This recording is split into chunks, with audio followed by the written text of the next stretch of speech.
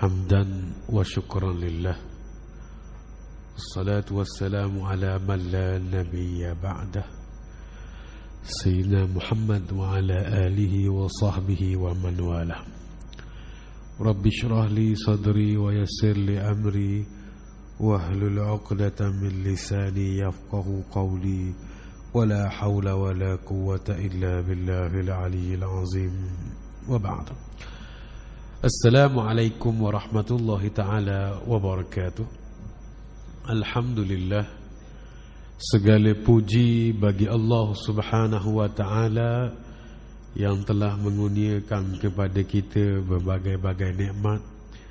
Dan jikalau kita bandingkan seluruh nikmat itu dengan amalan kita kepada Allah, maka tidak akan pernah sebanding. Selawat dan salam atas junjungan besar Nabi Muhammad sallallahu alaihi wasallam dan ke atas ahli keluarga baginda, para sahabat dan orang-orang yang mengikut jejak langkah baginda hingga ke hari kesudahan. Tuan-tuan dan puan-puan yang dirahmati Allah sekalian, pada minggu yang terdahulu kita telah berhenti pada tempat di mana kita berhenti, iaitu pada ayat yang ke-207 dalam suratul Baqarah, di mana ayat tersebut telah menyerangkan kepada kita, telah memberitahu kepada kita bahawa sebahagian daripada orang-orang yang beriman, bukan semua, Allah tidak menginginkan semua kita ni supaya berkorban. Mana bukan semua orang kena mati belaka dah. Ada sebahagian orang yang menjual diri dia kepada Allah. Kita telah membahaskan tentang perkataan menjual diri. Ada orang yang menjual diri kerana kenikmatan dunia, maka bila dia menjual diri dia sesama manusia, dia akan menjadi hamba kepada manusia. Kita telah memberi contoh bahawa ada orang puan yang jual diri dia. Bila seorang wanita menjual diri dia, kepada siapa dia jual? Kepada manusia. Dengan mesti ada bayaran dia, ada harga dia. Berapa harga jualan tadi? Maka apabila dia sudah menjualkan diri dia, dia sudah jadi hamba. Maknanya dia menyerahkan segala-galanya kepada pembeli itu. Jadi itu orang yang menjual diri dia. Tetapi di sini disebut orang yang menjual diri dia kepada Allah. Yang pertama apa dia buat? Iaitu dia menjual diri dia. Kepada siapa dia jual diri dia? Kepada Allah. Maka penjualan dia tadi adalah satu yang sangat berharga. Kalau kita tengok dari segi asas, orang yang jual diri ni ialah orang yang hina. Dia terpaksa jual diri dia. Dia jual diri dia hina. Tapi hina bila salah jual. Bila juga perkataan hamba, bila hamba salah letak, maka jadi tak molek. Hamba ni, hamba tu, hamba duit, tak molek. Tapi bila sebut hamba Allah, maka hamba sudah jadi mulia. Bukan senang untuk menjadi hamba Allah yang sejati. Begitu juga dengan menjual diri. Apabila seseorang dia menjual diri, pada kebiasaannya kita mendengar jual diri suatu benda yang hina. Dia menggadaikan jual diri dia. Tetapi menjadi hina tadi kerana dia jual kepada makhluk, dia jual kepada sama dengan dia, maka dia menjadi hamba kepada manusia. Tetapi dalam ayat ini menceritakan bahawa orang yang menjual diri kepada Allah, kepada siapa dia jual diri dia? Kepada Allah. Berapa harga? Dengan apa harga dia jual diri dia kepada Allah? Harganya ialah ibtigha mardatillah, iaitu harganya ialah keredaan Allah Subhanahu wa taala, iaitu syurga Allah Subhanahu wa taala. Dia jual kepada yang maha tinggi dan harganya pun tidak ada tandingan, iaitu balasan syurga daripada Allah Subhanahu wa ta'ala. Jadi kita kena faham, jual diri di situ ialah menjual diri dia kepada Allah, yakni menjerahkan diri dia kepada Allah dengan apa harga? Iaitu dengan keredaan. Harganya adalah ibtigha mardatillah, iaitu keredaan Allah Subhanahu wa ta'ala. Jadi kita juga telah menyentuh dua cerita tentang bagaimana berlaku orang yang menjual diri dia, ataupun membeli diri dia daripada Allah Subhanahu wa taala. Juga kita sudah menyentuh kisah Suhaib Ar-Rumi.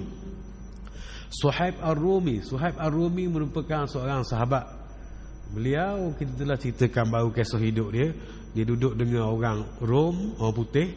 Maka cakap dia pun pelak awal putih, rambut dia pun kebetulan kemerahan, keperangan. Lalu digelar orang Rom dia tadi. Sedangkan benarnya dia pun asal keturunan Arab yang duduk di Iraq. Apabila Sinan atau ayah dia tadi, kerajaan ayah dia di Iraq tu diserang oleh Rom, maka kalau kemudian dia menjadi tawanan dan jadi hamba kepada orang Rom, akhirnya dia terlepas daripada perhambaan, dia pergi ke Mekah. Bila dia pergi kepada Makkah, kenapa dia pergi ke Makkah? Ketika di Iraq dia telah mendengar seorang rahib Kristian, seorang Nasrani, seorang pendeta Nasrani menceritakan bahawa akan lahir seorang Nabi akhir zaman di Makkah. Sedangkan Makkah ketika itu bukanlah satu tempat yang glamour, bukan tempat yang popular. Tidak ada tamadun yang terdahulu di situ, ya, tamadun besar. Melainkan selepas selepas cerita pembinaan Kaabah oleh Nabi Ibrahim, tidak ada lagi. Dia bukan tamadun seperti Mesir, tamadun Fir'aun. Dia tidak ada tamadun Babylon seperti di Iraq, Babil tu, Babylon. Tidak ada tamadun seperti China, tidak ada tamadun besar seperti Parsi, Rom dan sebagainya. Tapi dinyatakan di situlah, diceritakan oleh pendeta tadi, di situ tempat akan lahir Nabi akhir zaman. Lalu Suhaib Ar-Rumi berhijrah ke Makkah, kemudian berniaga, lalu menjadi seorang usahawan yang berjaya, menjadi peniaga, businessman yang berjaya. Dan harta dia tadi tidak dikacau oleh orang-orang Quraisy dan tidak orang-orang musyrikin Mekah tak kacau harta dia. Apabila Nabi menzahirkan kenabian, kemudian Suhaib Ar-Rumi pergi bersama Ammar Ibn Yasir membai'ah pada Nabi, mengucapkan syahadah kepada hadapan Nabi. Kemudian berlaku peristiwa hijrah. Lalu Suhaib ingin berhijrah bersama Nabi. Lalu pendek ceritanya, orang Quraisy tak puas hati, orang Mekah, musyrikin Mekah tak puas hati. Musyrikin di Mekah tu dia tak puas hati. Dia kata, kamu telah berniaga di sini mencari kekayaan di Mekah, kami lindungi perniagaanmu, kami lindungi harta kamu. Sekarang kamu nak lari di situ je, nak bawa harta kamu lari, nak bawa kamu nak berpindah, kamu nak imigrasi ke ke tempat lain, membawa hartamu yang kami lindungi ni. Lalu Suhaib kata, maukah kamu kalau aku beri semua harta kamu dan kamu lepaskan aku pergi ke Madinah? Lalu dengan persetujuan orang musyrikin tadi, Suhaib berhijrah ke Madinah dan harta kekayaan tu diserahkan semuanya kepada orang-orang musyrikin. Lalu sampai di Makkah, Sayyidina Umar memuji bahawa beruntunglah perniagaan, beruntunglah penjualan pembelian Abu Yahya. Abu Yahya itu ialah Suhaib Ar-Rumi. Dia mendengar, Sayyidina Umar mendengar bahawa Nabi memuji perniagaan, perniagaan dagangan Suhaib Abu Yahya tadi, kerana malaikat Jibril telah memberitahu kepada Nabi tentang apa yang berlaku kepada Suhaib Ar-Rumi. Satu cerita. Yang kedua bercerita tentang Khabib. Bagaimana Khabib tadi dia berjuang di perang Badar, lalu membunuh seorang pembesar Quraisy, pembesar musyrikin Mekah. Lalu kemudiannya selepas perang Badar, orang-orang musyrik ini dia atur surat kepada Nabi menyatakan bahawa mereka sudah Islam dan mereka inginkan utusan untuk mengajar mereka agama Islam. Tetapi apabila 10 orang dihantar tadi, mereka bunuh. Yang terselamatnya ialah Khabib dan seorang lagi, saya lupa seorang lagi sahabat yang terselamat. Tapi Khabib terperangkap dan dibawa semula ke Mekah dan diberi kepada anak kepada yang terbunuh tadi. Lalu anak tadi menyalik, meletakkan di pokok, kemudian salik Khabib di pokok sehingga Khabib meninggal.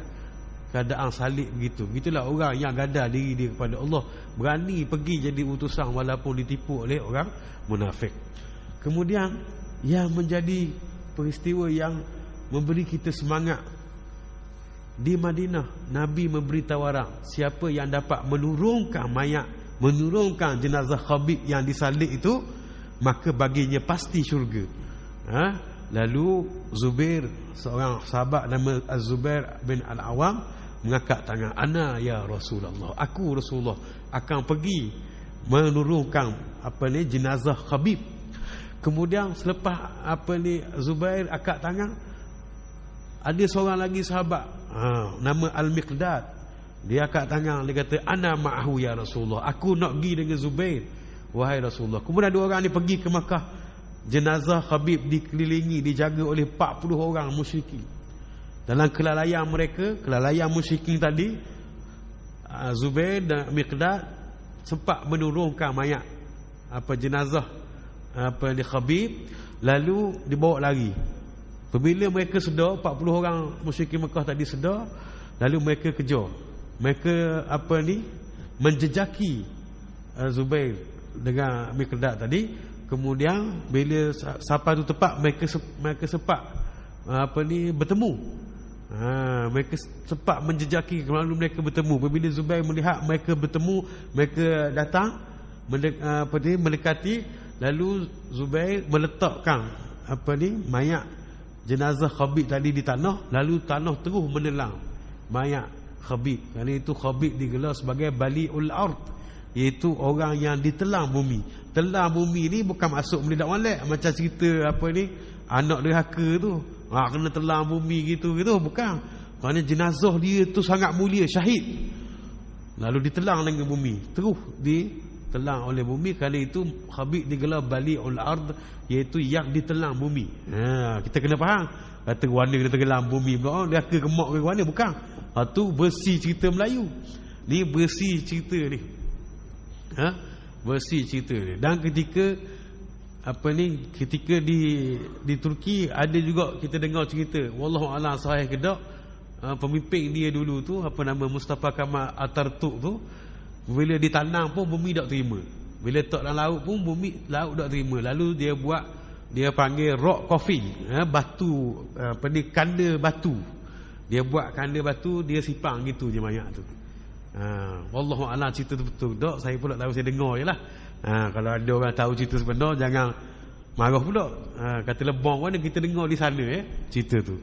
Jadi maknanya yang ditelan bumi ni bukanlah masalah tak baik, tapi mayat yang mulia, yang syahid ditelan oleh bumi.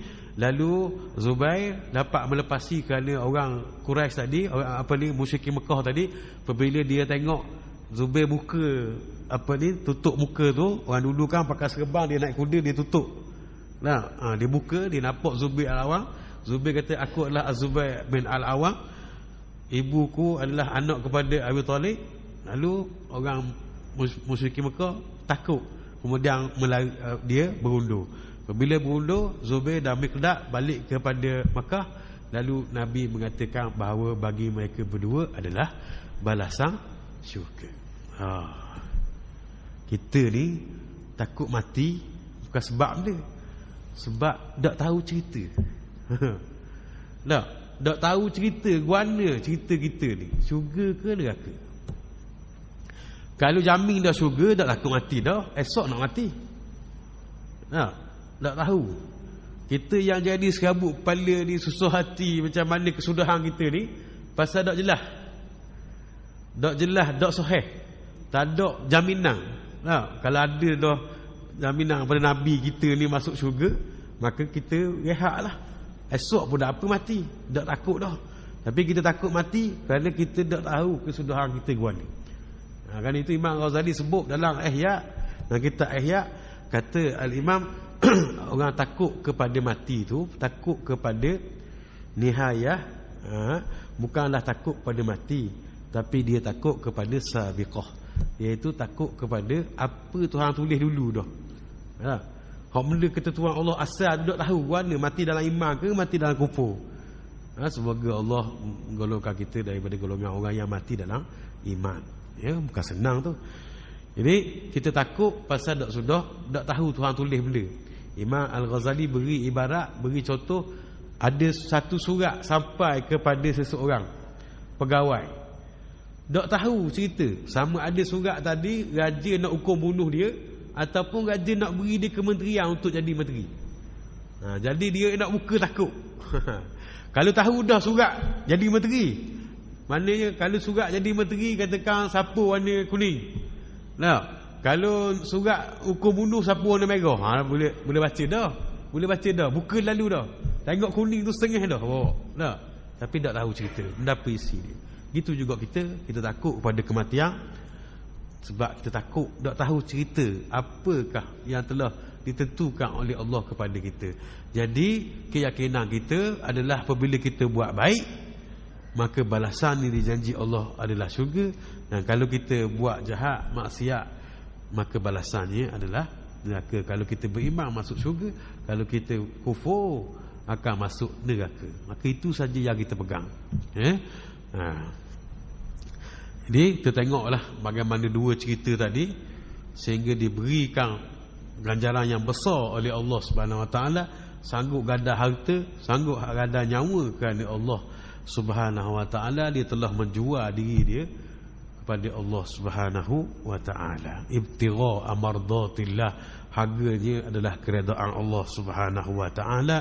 Wallahu raufum bil ibad. Allah itu Maha pengasih, Maha kasih sayangnya kepada hamba-hambanya. Dan kita tahu bahawa Allah kasih kepada kita lebih daripada kita kasih pada diri kita sendiri. Kita kadang-kadang tak kasih diri kita, makan ngaruk, tak jaga kesihatan, tak cara mana tidur ikut dang, macam-macam hal tak kasih pada diri kita. Kepentingan diri dengan kasih pada diri lain. Ada orang kata saya kasih diri saya, saya tak mau sedekah orang, baik saya makan saya. Itu kepentingan diri, untuk kepuasan diri lain. Kasih pada diri ni jaga diri kita, kesihatan kita, kebersihan kita jaga. Kadang kita tak terjaga. Jadi Allah lebih kasih diri kita daripada diri kita sendiri. Diriwayatkan ada satu cerita. Ada satu cerita diriwayatkan. Wallahualam, saya belum cek lagi sama ada sahih atau tidak, tapi kita boleh ambil pengajaran lah. Berlaku satu peperangan, kemudian bila sudah perang, ada seorang budak kecil. Ada seorang budak kecil, dia menangis mencari ibu dia. Budak kecil. Perang kan, tak tahu. Perang rumah runtuh apa semua. Tak tahu, terpisah antara anak dengan mak, terpisah. Kemudian budak ni nangis. Apabila budak ni nangis, seorang sahabat akak budak ni. Seorang sahabat akak budak ni, dia tanya budak ni ada mak tak? Ali hazza sabi'um fikum. Budak ni ada mak tak? Budak ni ada mak tak? Siapa mak dia lah, kita cakap bahasa kita. Ni anak siapa ni? Anak siapa ni? Ali hazza sabi'um fikum. Ada tak anak ni? Mak ada mak tak anak ni? Tak. Lalu mak dia tengok buka tirai kemah, tengok anak dia berlari dalam nangis. Dia ambil anak dia. Lalu sahabat yang tengok tadi keluar air mata. Tak. Keluar air mata tengok mak ni berlari dalam keadaan menangis, dia ambil anak. Lalu Nabi tanya pada sahabat tadi, apakah yang menyebabkan kamu menangis? Ma yubkik, apakah sebab menyebabkan kamu menangis? Kata sahabat, wahai Rasulullah, aku tengok kesan kasih sayang, asari rahmah. Aku tengok kesan kasih sayang, kasih sungguh mak dia pada anak, sampai berlari menangis ambil anak dia tu.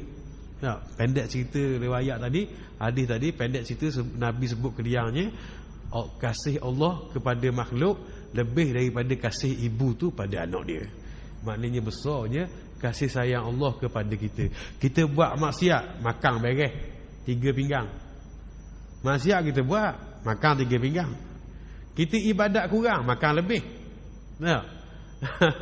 Ada seorang penceramah dulu masa saya belajar, ada seorang ustaz tu, dia kata kita ni dia kata mintanya banyak, amalnya kurang. Minta sama, minta banyak, amal kurang. Amal tak banyak, beramal tak banyak, tapi minta banyak. Nak tu, nak ni, minta dengan Tuhan. Tapi amal kurang. Tak, tapi kasih sayang Allah beri. Orang buat maksiat, kadang tengok orang kafir lebih besar nikmat dia, rumah besar dia, kereta dosa.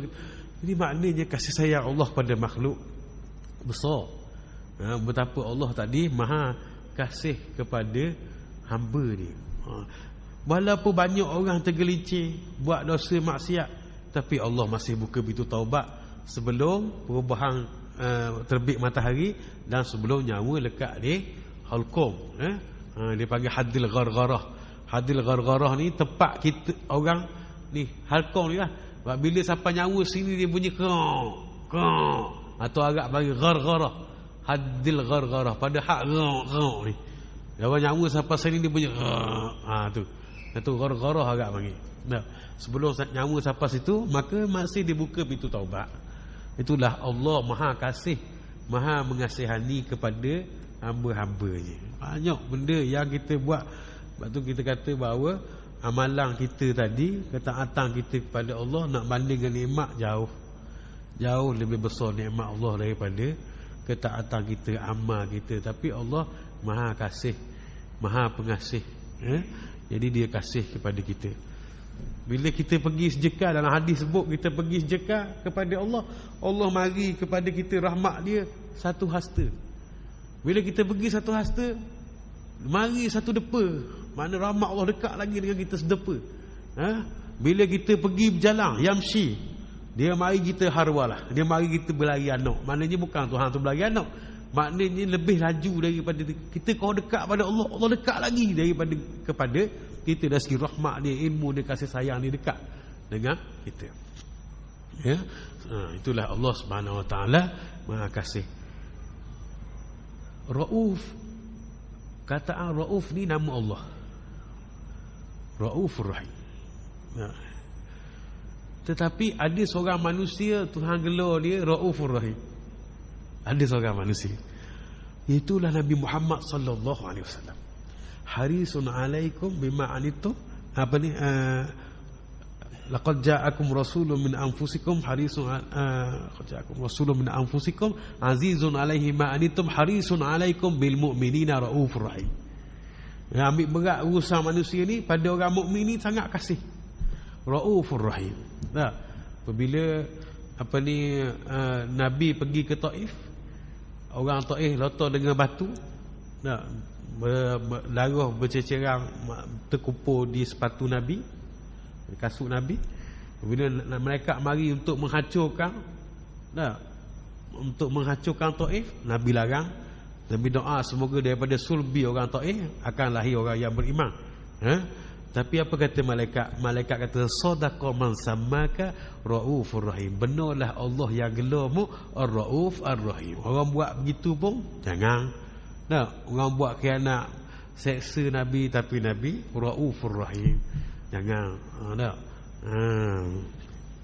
Allahumma hdi qaumina innahum la ya'lamun.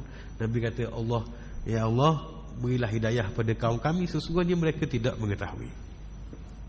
Jadi kita teruskan pada ayat yang ke-280 dalam suratul Baqarah. A'udzubillahi minasyaitonir rajim. Ya ayyuhalladzina amanu udkhulu fis-silmi يا أيها الذين آمنوا ادخلوا في السلم كافة ولا تتبعوا خطوات الشيطان إنه لكم عدو مبين. Wahai orang-orang yang beriman, masuklah kamu ke dalam agama Allah, masuklah kamu ke dalam agama Islam, yakni dengan mematuhi segala hukumnya, segala hukum, dan janganlah kamu menurut jejak langkah syaitan. Sesungguhnya syaitan itu musuh bagi kamu yang terang lagi nyata. Ya ayyuhallazina amanu udkhulu fis-silmi kafah. Wahai orang yang beriman, masuklah ke dalam Islam secara keseluruhan. Dalam dua ayat yang sebelum ini, Allah Subhanahu Wa Taala menceritakan perihal orang munafik. Itu tentang Al-Akhnas kita baca tak? Di mana apabila dia balik perang Badar tercicir, kemudian dia pergi ikut orang Islam, balik ke Madinah, menyatakan keislaman, katakan kasih pada Nabi. Tapi bila dia dilepaskan oleh orang Islam, dia merosakkan kebun-kebun dan ternakan orang Islam. Itu ini, dia merosakkan. Jadi dalam ayat ini Allah Subhanahu Wa Taala selepas menceritakan perihal munafik, dia nak orang Islam, Allah nak orang Islam buat perkara di sebalik benda tu. Yakni jangan buat perkara tadi. iaitu dengan mematuhi Islam dan buat sesuatu yang muafakat, yang bertepatan dengan syariat Islam. Kerana itu disebut begitu. Silmi, wahai orang yang beriman, masuklah ke dalam as-silmi. Silmi, salmi, salami, itu adalah Islam. Mengikut sebahagian besar ulama menyebut silmi adalah Islam. Daripada perkataan silmi, Islam. Silmi itu selamat maknanya. Selamat yang ni, silmi lawan daripada perang. Lawan kepada selamat ialah peperangan. Jadi Islam maksudnya ialah masuklah kepada Islam dengan keseluruhan. Jadi makna Islam itu ialah ketundukan, al-inqiyad, iaitu serah diri, tunduk patuh kepada perintah Allah Subhanahu wa taala. Jadi di sini timbul persoalan, bagaimana Allah menyuruh orang yang beriman untuk masuk Islam secara keseluruhan. Orang tadi beriman, ya ayyuhallazina amanu udkhulu fis-silmi kafah, masuklah ke dalam Islam secara keseluruhan. Macam mana tu orang yang beriman tapi suruh masuk Islam secara keseluruhan? Maka di sini timbul pelbagai perbincangan ulama tafsir. Ada yang mengatakan bahawa ayat ini ditujukan kepada orang munafik. Wahai orang yang beriman dengan lidah mereka. Ya ayyuhallazina amanu, wahai orang yang beriman. Makna beriman tadi dengan lidah mereka, bukan dengan hati mereka. Udkhulu fis-silmi kafah, masuklah ke dalam Islam tadi dengan sungguh-sungguh dan menyeluruh. Ikut sungguh ajaran Islam tadi. Janganlah kamu beriman dengan mulut saja, dengan perkataan saja, dengan luaran saja, masuk keseluruhan. Itu kalau sebagian ulama tafsir kalau mengatakan begitu ditujukan kepada orang munafik, maknanya begitu. Wala tattabi'u khutuwati syaitan, janganlah kamu ikut jejak langkah syaitan. Janganlah kamu ikut aturan syaitan, pujukan syaitan, janganlah kamu ikut. Maknanya janganlah kamu ikut jejak langkah syaitan yang menyuruh kamu, menarik kamu, membawa kamu supaya kekal dalam kemunafikan. Janganlah kamu ikut syaitan yang suruh kamu duduk dalam munafik. Jadi munafik pakai cerah, bukan, jangan ikut. Gitu. Sesungguhnya syaitan itu adalah musuh kamu yang nyata. Itu satu. Pada yang kedua menyebut bahawa ayat ini diturunkan kepada satu golongan ahli kitab yang Islam. Jadi bila Islam mari, ada satu golongan ahli kitab dia masuk Islam.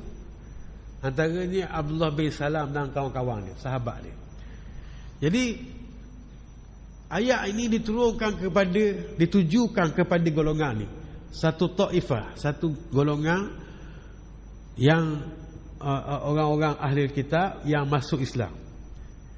Tetapi apabila dia masuk Islam, dia masih, lepas dia beriman kepada Nabi, dia masih membesarkan Taurat dan yakni membesarkan ajaran hukum akan Taurat.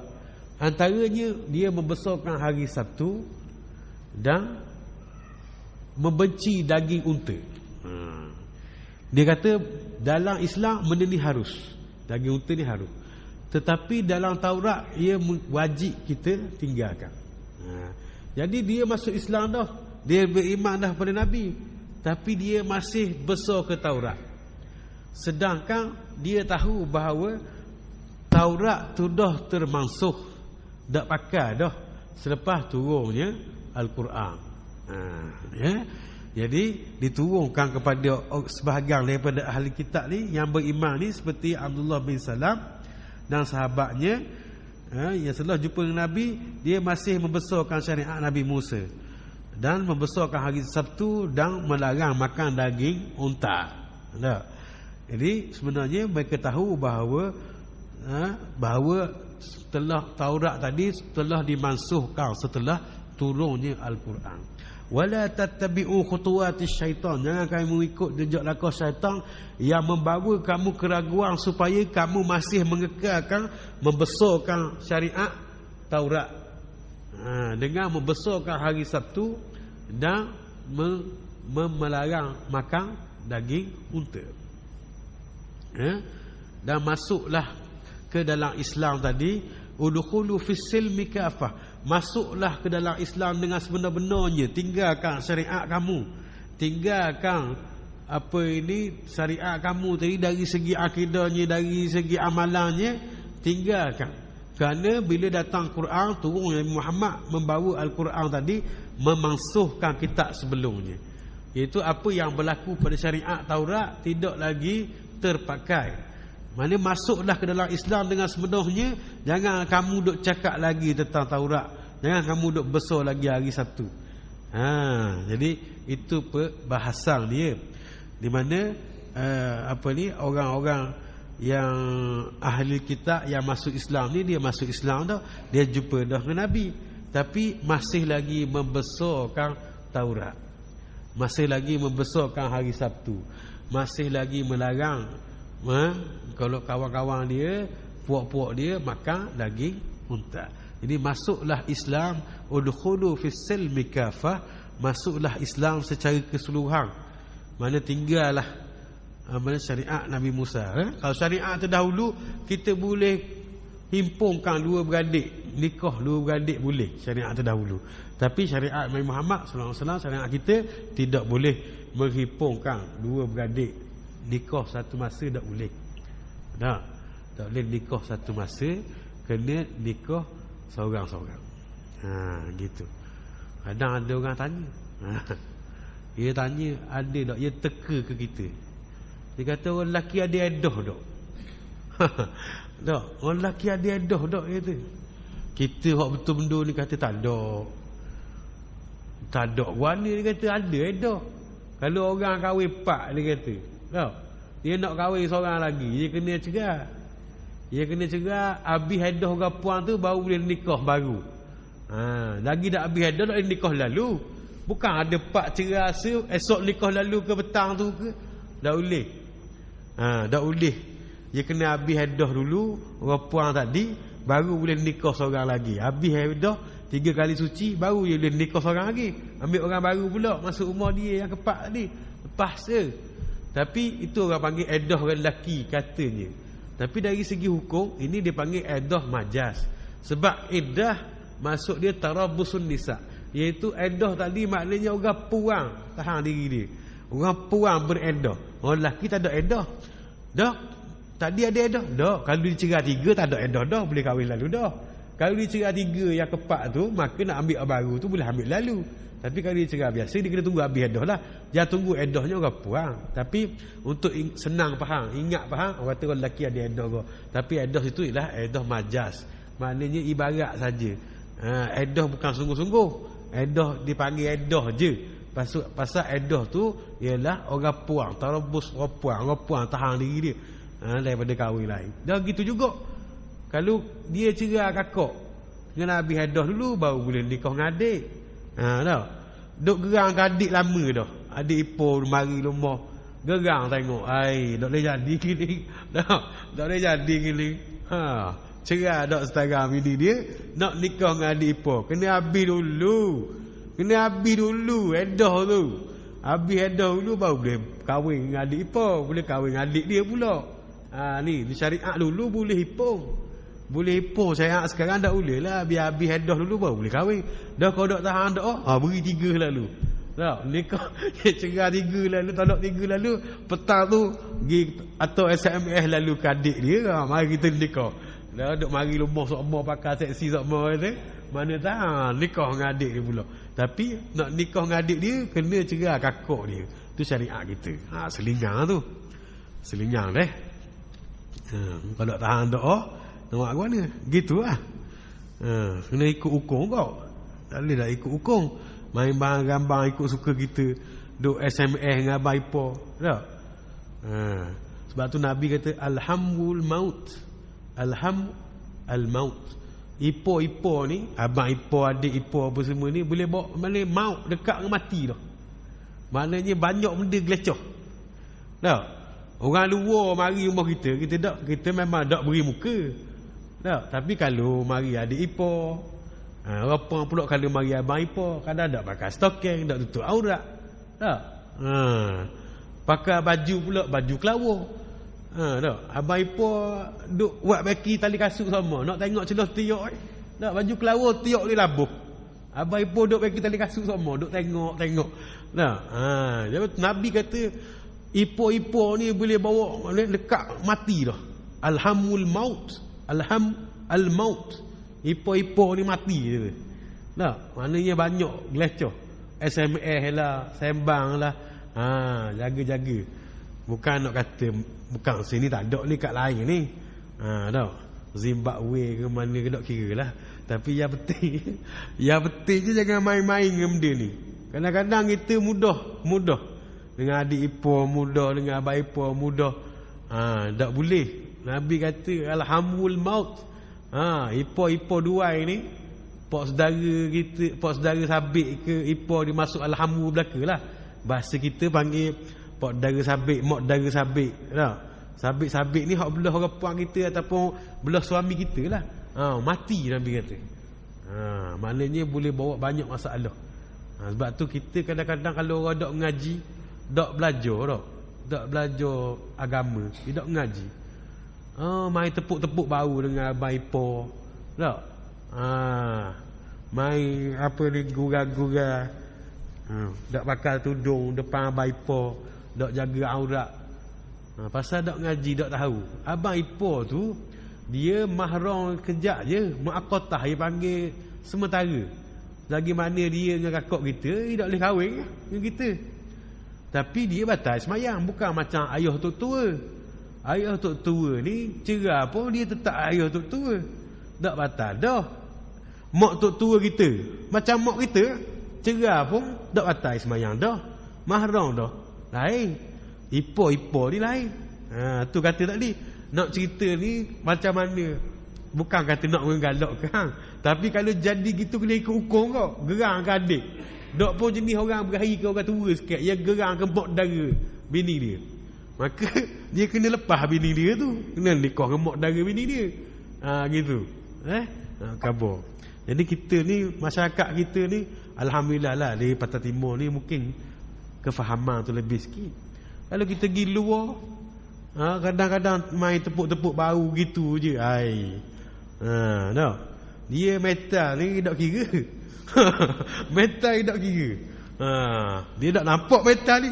Hak tukar tepuk memang tak berasa benda. Hak kena tepuk pun tak tahu je. Tak. Metal jangan main-main dengan metal. Jangan gurau dengan metal ni. Bahaya. Sebab tu banyak berlaku terlanjur antara ipar-ipar ni.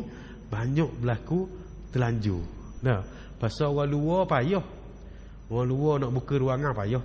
Tapi kalau ipar-ipar ni banyak ruangan. Ingatlah pesan Nabi tu, alhamu al-maut. Ipar-ipar ni ataupun sabik-sabik ni, mak dara sabik ke pak dara sabik ke, mati tu. Mati tu. Mana besar ujian dia tadi. Itu yang ketiga. Yang kedua, maka yang ketiga, ayat ini ditujukan kepada orang yang beriman dengan syariat yang terdahulu, beriman dengan kitab-kitab yang terdahulu tapi tidak beriman dengan Nabi. Maka ya ayyuhallazina amanu, wahai orang yang beriman bil kitabil mutaqaddam, iaitu dengan kitab yang terdahulu. Nah, ahli kitab lah yang tidak beriman dengan Nabi. Udkhulu fis silmi kafah, masuklah ke dalam Islam secara keseluruhan. Ini pendapat yang ketiga sebut begitu. Pendapat yang ketiga sebut maknanya ditujukan kepada ahli kitab yang tidak beriman dengan Nabi. Tadi ahli kitab yang beriman dengan Nabi dah, tapi dia besar lagi. Hari Sabtu tak boleh makan unta. Nak ikut Islam, ikut sungguh-sungguh. Jangan duk sebut lagi hak dulu-dulu tu. Jangan duk sebut hak lepas-lepas tu. Tak. Jadi hak ni yang tidak beriman dengan Nabi. Jadi Allah menyuruh bahawa orang yang beriman tadi masuklah, orang beriman kepada kitab kita terdahulu, nabi-nabi terdahulu, masuklah ke dalam Islam secara keseluruhan, ikutlah betul-betul Nabi ni, syariat Nabi Muhammad ini kafah dengan keseluruhan. Wala tattabi'u khutuwatis syaitan, janganlah kamu ikut jejak langkah syaitan yang sentiasa membawa syubhat kepada kamu supaya kamu tidak beriman dengan Nabi, supaya kamu ikut ajaran yang terdahulu. Sebab apa gitu? Sebab kalaulah mereka beriman dengan Taurat yang benar, kalaulah mereka ahli kitab yang benar, nescaya tidak payah lagi kita kabur begitu. Kerana dalam Taurat, dalam Injil telah dinyatakan bahawa akan datang Nabi akhir zaman yang bernama Muhammad. Semua disebut, ada yang sebut Ahmad. Dalam Quran sebut ya'ti min ba'di ismuhu Ahmad. Nabi Isa kata akan mari lepas aku yang nama Ahmad. Itu kaedah bahasa saja. Ahmad, Muhammad, Mahmud, Hamid. Itu kaedah bahasa yang terpuji juga. Masuk dalam terpuji juga. Nanti orang tulis je. Maka kalau dia betul-betul ikut Taurat, dia nampak dia nampak tanda-tanda kenabian tu, iaitu muzil bil ghamam, iaitu Nabi tadi awang ikut tapala. Apa ni? Dipayungi oleh awang semua dia jalan. Awan bukan awang. Awang tu nama orang. Orang Brunei panggil awang tau. Awan. Awang tu lah. Awang ujang tu lah. Jadi tanda-tanda kenabian ni memang jelas. Tapi oleh kerana mereka telah dipesongkan oleh pendeta-pendeta, lalu Taurat mereka pun sudah berubah. Jadi pengajian mereka pun sudah berubah. Jadi mereka tadi lari daripada untuk mengikut Nabi Muhammad sallallahu alaihi wasallam. Sebab itulah kita tengok bahawa orang-orang Yahudi di Madinah, bila mereka kalah perang dengan orang Arab, mereka sebut semua, nanti akan lahir Nabi akhir zaman, akan menghancurkan kamu sebagaimana Allah menghancurkan kaum Ad dan kaum Iram. Dia sebut semua bila kalah perang. Tapi bila Nabi mari ke Madinah, mereka tidak beriman. Orang Arab pula beriman. Orang Aus dengan Khazraj pula yang beriman dengan Nabi, sabuk Nabi, muliakan Nabi, akad Nabi jadi ketua, dan mempersaudarakan Muhajirin dan Ansar. Tapi orang Yahudi tidak beriman, sebahagian jadi munafik, sebahagian tidak beriman. Ada tiga klan, tiga puak, tiga bani Yahudi di Madinah. Qainuqa, Quraizah, Nadir, tiga tu tidak ikut Nabi. Padahal mereka tahu akan lahir Nabi akhir zaman, tapi mereka frah, mereka kecewa bila mereka tahu bahawa Nabi itu bukan daripada Ishak, tapi daripada Ismail. Yang ni orang Arab, bukan orang Israel, bukan orang Bani Israel. Dan pemusuhan tu sampai kali ni. Kita tengok Palestin sampai kali ni, itulah dia. Dia bukan macam orang agama lain, bukan macam agama Hindu Buddha. Dia agama asalnya ahli kitab, asal dia.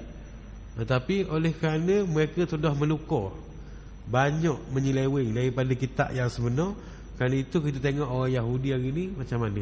Tak? Dia lepas tawanan Palestin. Ya, dia lepas. Tapi bila dia lepas berapa orang, dia besar penempatan haram, berapa ekar dia buka, berapa bangunan dia buka. Kena kecek semua. Kita dengar bersedia melepaskan tawanan. Tak? Dia sedia lepaskan tawanan, tapi dah lepas kau. Dia lepas, tapi dia besar penempatan haram Yahudi. Ya. Jadi kita, oleh kerana kita tengok lagi pada minggu-minggu akan datang tentang apakah yang disebut oleh para ulama tentang penafsiran ayat ni. Kita akan sambung lagi pada minggu-minggu datang, kerana waktu pun sudah hampir waktu isyak pun sudah hampir masuk. Kita tawakuf di sini dulu. Mudah-mudahan apa yang kita perkatakan ini memberi manfaat kepada kehidupan kita di dunia dan di akhirat. Aku qauli hadza wa astaghfirullah li wa lakum. Wassalamualaikum warahmatullahi taala wabarakatuh.